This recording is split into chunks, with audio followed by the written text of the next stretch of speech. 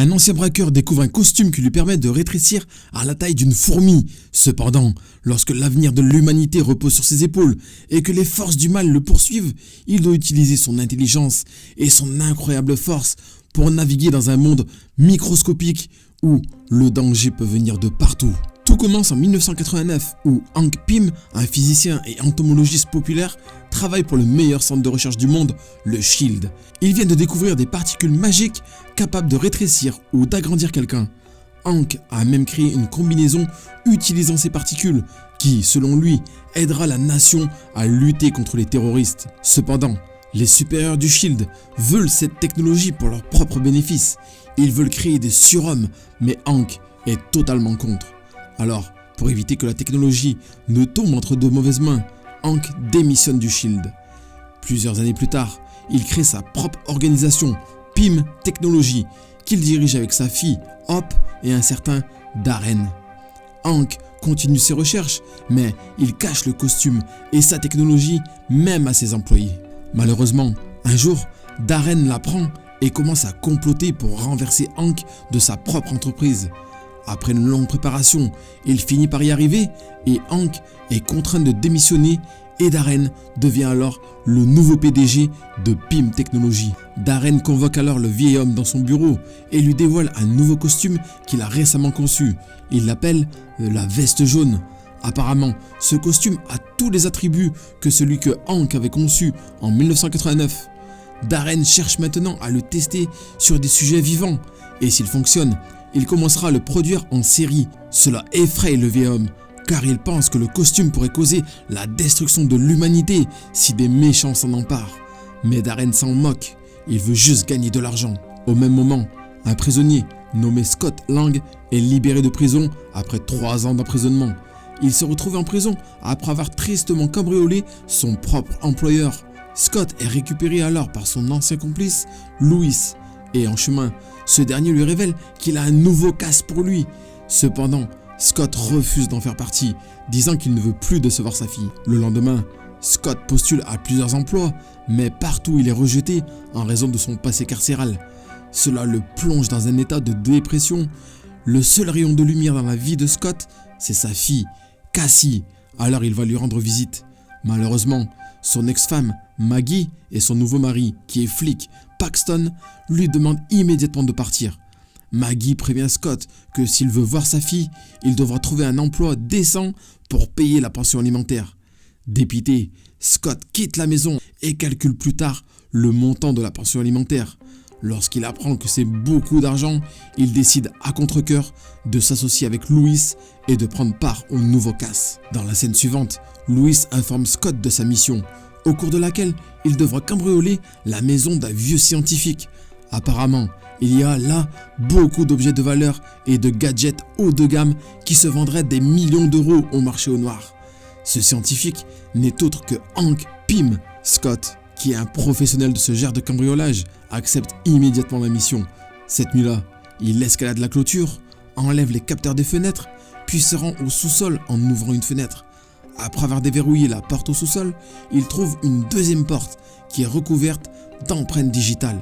Heureusement, Scott est préparé à ce genre de situation. Il fait apparaître les empreintes digitales en utilisant certaines de ses astuces et parvient finalement à ouvrir la porte sans aucune encombre. En raison de l'intense sécurité, Scott suppose que quelque chose de très précieux est caché à l'intérieur. Mais, à son grand désarroi, tout ce qu'il trouve, c'est un étrange costume rouge. Il ne sait pas qu'il s'est introduit dans la maison de Hank Pym qui le surveillait depuis le début. De retour à Pym Technologies, Darren tente de réduire un mouton à une taille microscopique. Malheureusement, au cours du processus, il finit par tuer le pauvre animal. L'expérience est considérée comme un échec, mais Darren est déterminé à poursuivre les tests. Ailleurs, Scott rentre chez lui avec la combinaison et l'essaye dans la salle de bain. Il appuie alors sur un bouton rouge sur sa main et dès qu'il le fait, il rétrécit soudainement à la taille d'un insecte. Pour aggraver les choses, Louis entre dans la salle de bain à ce moment-là et ouvre le robinet, ce qui crée un tsunami pour le petit bonhomme. Scott tente désespérément d'appuyer sur le bouton de son autre main dans l'espoir de retrouver sa forme initiale, mais en vain. Il s'enfuit donc simplement et finit par tomber à travers une fissure. Scott atterrit à l'étage inférieur, où des centaines de personnes font la fête. Il évite de se faire piétiner par les talons et les chaussures, mais tombe à nouveau à travers une nouvelle fissure et atteint une autre pièce. Là, il est aspiré dans un aspirateur, poursuivi par un rat et lancé par un piège à souris. Enfin, il passe à travers la fenêtre et atterrit sur le toit d'une voiture. L'impact le ramène finalement à sa taille d'origine. Confus et effrayé par l'incident, plus tard dans la nuit, Scott décide de retourner à l'intérieur de la maison de Hank pour rendre la combinaison. Mais au moment où il saute à l'intérieur, il est entouré de flics. Scott est arrêté et emmené à prison où Paxton lui dit qu'il a une fois de plus déçu sa fille. Peu après, un autre policier arrive et informe Scott que son avocat est arrivé. Cela surprend ce dernier car il n'a jamais contacté d'avocat. Lorsqu'il va vérifier de qui il s'agit, il trouve que c'est le scientifique Hank qui l'attend. Le vieil homme révèle qu'il surveille Scott depuis qu'il est sorti de prison.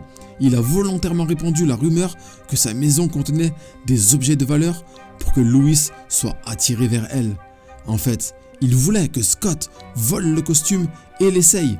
En disant cela, Hank donne deux options à Scott. Soit il gâche ses futures années en prison, soit il adopte le costume et travaille pour lui. Alors que Scott retourne dans sa cellule, confus, une armée de fourmis arrive soudainement avec le costume. Il ne réfléchit pas et l'enfile. Et la seconde suivante, il rétrécit comme il l'avait déjà fait. Scott s'échappe alors de la prison et, à l'extérieur, une fourmi volante l'attend. Il la monte immédiatement et essaye de la chevaucher dans les rues, mais à cause de la vitesse très élevée, il a la nausée et s'évanouit dans les airs. Le lendemain matin, Scott se réveille dans la maison de Hank avec Hop et une bande de fourmis qui le surveillent. Plus tard, le vieil homme le convoque dans la salle à manger et lui révèle qu'il a été choisi en raison de sa capacité unique à se faufiler dans des endroits sans être détecté. Hank raconte ensuite à Scott toute l'histoire du costume et explique même comment il compte arrêter Darren avec. Mais pour cela, il veut que Scott aille à PIM Technologies et vole la veste jaune. Pendant qu'il est là-bas, Scott devra effacer tous les enregistrements de la recherche afin que Darren ne puisse plus jamais reproduire la même technologie. Pendant ce temps, chez PIM Technologies, Darren parvient enfin à réduire un mouton à la taille d'un insecte. Hop en est témoin et s'inquiète. Elle en informe immédiatement son père. Pendant ce temps, Scott estime que la mission est trop dangereuse. Il conseille donc au vieil homme de demander de l'aide aux Avengers. Cependant, ce dernier refuse, disant qu'il ne veut pas que la technologie tombe entre les mains de Tony Stark. Il mentionne qu'il fait cela pour le bien de l'humanité, ce qui finit par convaincre Scott. Il commence donc à s'entraîner pour la mission en pratiquant les arts martiaux et en apprenant à contrôler les fourmis. Il travaille également sur son timing en rétrécissant et grandissant plusieurs fois. Une fois, il essaie de devenir encore plus petit en modifiant sa combinaison, mais Hank l'en empêche. Le vieil homme prétend que, s'il continue à rétrécir, il atteindra une taille subatomique et entrera dans le royaume quantique, où la réalité et les notions de temps et d'espace n'ont aucune importance. Une fois qu'il aura atteint ce royaume, il sera alors impossible d'en revenir. Hank sait tout cela, parce qu'en 1987, sa femme, Janet, a fait la même erreur. Pendant une mission, elle a rétréci sa taille plus qu'elle n'aurait dû, et depuis ce jour, elle a été piégée dans le royaume quantique. Pour la première mission, on demande à Scott de récupérer une pièce d'équipement dont il aura besoin dans sa future mission. Le seul problème, c'est que cet équipement est gardé à l'intérieur du quartier général des Avengers. Rien que ça. Malgré tout, Scott se rend sur place où il rencontre le faucon Sam Wilson. Au début, il demande poliment s'il peut avoir cet équipement, mais lorsque le faucon refuse, ils se battent. Le combat dure plusieurs minutes, mais à la fin, Scott rétrécit, entre dans la combinaison du faucon et la détruit de l'intérieur. Après cela, il récupère l'équipement et s'enfuit. Plus tard, alors que Hank et Scott discutent de leurs prochaines actions, Darren arrive.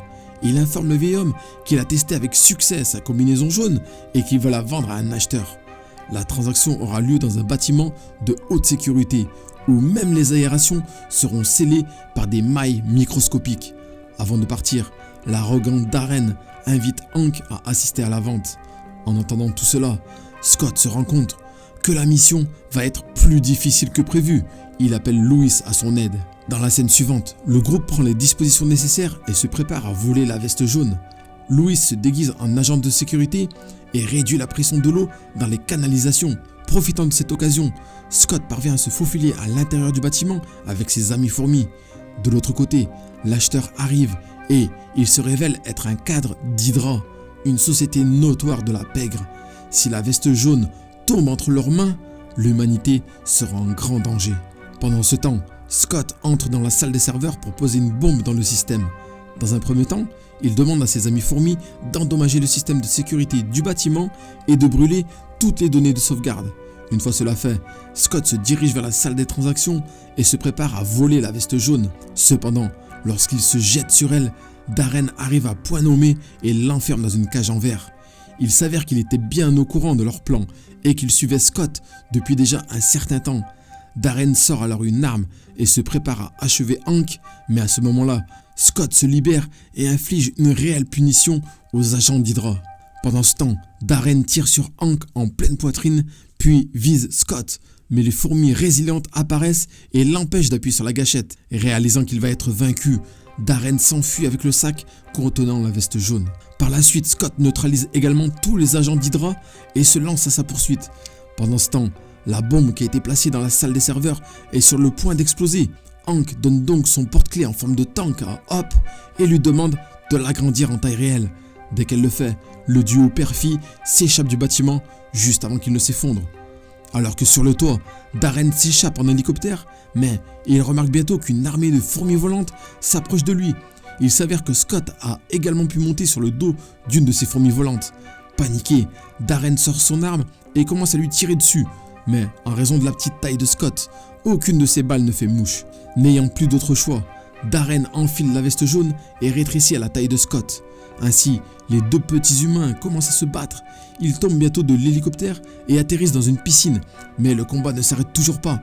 Scott parvient à jeter Darren dans une ampoule et à l'électrocuter. Mais au moment où il s'apprête à achever le méchant, Paxton arrive et l'arrête. Après leur départ, Darren se réveille et décide de se venger de Scott en s'en prenant à sa famille. Pendant ce temps, alors que Paxton conduit Scott au poste de police, il est informé que quelqu'un s'est introduit dans sa maison. Sans perdre de temps, les deux hommes s'y rendent et découvrent Darren qui tient la petite Cassie en otage. Cela met Scott en colère, il rétrécit à nouveau et commence à combattre le méchant. Mais peu importe les efforts qu'il déploie, Darren continue de repousser ses attaques encore et encore. C'est alors que Scott se rend compte que pour vaincre la veste jaune, il devra entrer à l'intérieur en se rétrécissant davantage. Il sait qu'il ne pourra pas revenir en arrière, mais c'est pour la sécurité de sa fille, il va de l'avant. Le plan fonctionne et dès que Scott entre dans la combinaison, il la détruit de l'intérieur, faisant disparaître Darren dans les airs. Mais avec cela, Scott est aussi piégé dans le royaume quantique. Il n'y a rien d'autre qu'un vide sans fin tout autour de lui. Il essaie d'utiliser le bouton sur sa main, mais ça ne marche pas. C'est alors qu'il entend sa fille pleurer, ce qui lui donne la motivation nécessaire pour sortir de cet endroit. Il se souvient alors de l'équipement qu'il avait volé à la base des Avengers et l'utilise pour recabler son costume. Étonnamment, cela fonctionne et il est capable de retourner dans le monde normal.